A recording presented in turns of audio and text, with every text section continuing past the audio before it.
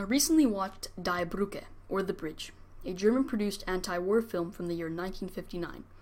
I will be sharing my thoughts on the film and explaining why I believe it is an underrated masterpiece. First, I will discuss the plot. During the final days of the Second World War, a small German town becomes worried as the American forces advance toward them. The fear is amplified when an American bomb is dropped in the river close to the town. It is now we are introduced to our main characters. Carl, who has feelings for a local hairstylist, but his dreams are crushed when he catches his father with the stylist. Klaus, who's dating a local girl, Franziska. Walter, who holds a grudge against his father, who is a local Nazi Party representative. Walter's father leaves town quickly as the American troops approach out of fear. Walter's rage culminates when he attacks his father's mistress while his father is packing to leave. And finally, Jorgen. His father was a decorated German officer who perished earlier on in the Second World War. The boys are surprised to find one day they have been drafted into the dwindling German forces. They celebrate their new conscription and report to a local unit the next morning. Part of the brilliance in this movie is the way it portrays the facade of glory, as the boys are excited to fight because they're ignorant to the horrors of war. The boys believe war is about glory and victory, but the film quickly crushes their hopes of glory by revealing the true brutality and evil in war. After receiving only 1 day of basic training, they are sent off to the front lines in defense of Germany. Before they deployed, the school teacher of the boys comes forward to their unit's commanding officer, asking him to allow the barely trained child soldiers to stay on the front lines and defend something significant. The commanding officer agrees, and the boys are told to defend the small bridge outside of town, which is far behind the front lines at the time. As night falls, the boys and the Unteroffizier set up positions on and around the assigned bridge. Not expecting any conflict, the Unteroffizier heads back to the almost deserted town to get some coffee. As he walks the streets, he is noticed by another German guard and is falsely recognized as a deserter running away from the front lines. Panicking, the Unteroffizier runs from the guards. The guards draw their weapon and fire upon him, killing him. This leaves the barely trained, unexperienced boys back at the bridge alone.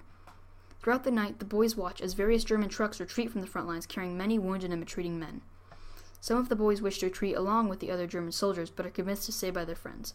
With no orders to retreat, they stand their ground at the bridge, as they come to a realization that there is no one between them and the advancing Americans. As dawn breaks, an Allied plane flies above the town, and one of the youngest boys, Siggy, quickly ducks into cover and is mocked by the rest of his friends for being cowardly. But when the rest of the boys realize that the American aircraft is headed right towards them with machine guns blazing, the rest of the boys duck.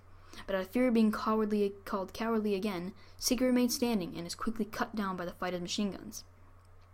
As the boys see their comrade fall, they become even more furious at the Americans they have yet to see. The now furious young soldiers take their positions at the bridge and wait for the Allies to come. Suddenly, the boys hear the squeaking of the enemy tanks out of the distance. What follows is one of my personal favorite scenes in film history. The squeaking of the tanks grows ever slowly louder as the enemies approach. The camera focuses on the boys' fearful faces as each one of them knows that any second now, an enemy tank could reveal itself. As the American armor rolls into view of the boys, Walter fires off a Panzerfaust rocket launcher. The rocket connects with the tank, causing it to burst into flames. One by one, the boys are killed off by the advancing American tanks, exposing the boys to the realities of brutal warfare. The Allies eventually decide to retreat after 2 out of 3 of their tanks are blown up by the offending Germans. After realizing the young age of the German defenders, one of the Americans come forward attempting to communicate with the boys that the Americans refuse to kill children. The approaching American soldier attempts to use the word Kinder, which translates to German, to children. One of the boys believes he is calling them children. Taking offense to this, he opens fire on the approaching American, opening the GI's stomach up. As an unseen American fires and kills the boy who shot his friend, another German in the trench, not realizing that his friend is dead, he pressures his friend to fire upon the American who lies on the ground in front of them, screaming in agony. Once he realizes his friend has been killed, the furious German runs out into the enemy fire and is quickly cut down. As the last of the Americans retreat, only 2 of the original boys remain. A cowardly German squad who was hiding in the town during the conflict approaches to demolish the bridge. The leader of the arriving squad calls the 2 boys stupid for staying at the bridge and not retreating earlier. Now furious, realizing that his friends had died in vain, Hans draws his rifle and aims at the squad leader. The squad leader draws his weapon, and before he shoots Hans, he is gunned down by Albert, another sole remaining member of the bridge defenders. The remainder of the demolition squad get back in the jeep and drive away whilst firing on the pair still on the bridge. One of these shots hits and kills Hans. Crying, Albert walks across the bridge towards the remains of his hometown.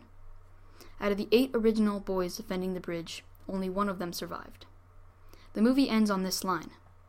This event occurred on April 27, 1945. It was so unimportant that it was never mentioned in any war communique. This film is an amazing example of an anti-war message. The beginning shows the boys happy and eager to join the war, showing that the boys have been led to believe that war is about glory, victory, and honor, but soon they are thrust into the cruel, harsh reality that is the Second World War. I would like to thank you for watching my review of Die Brücke. Please check out my blog on Tumblr at wagedwars.tumblr.com. A link will be provided in the description. Thank you very much for watching.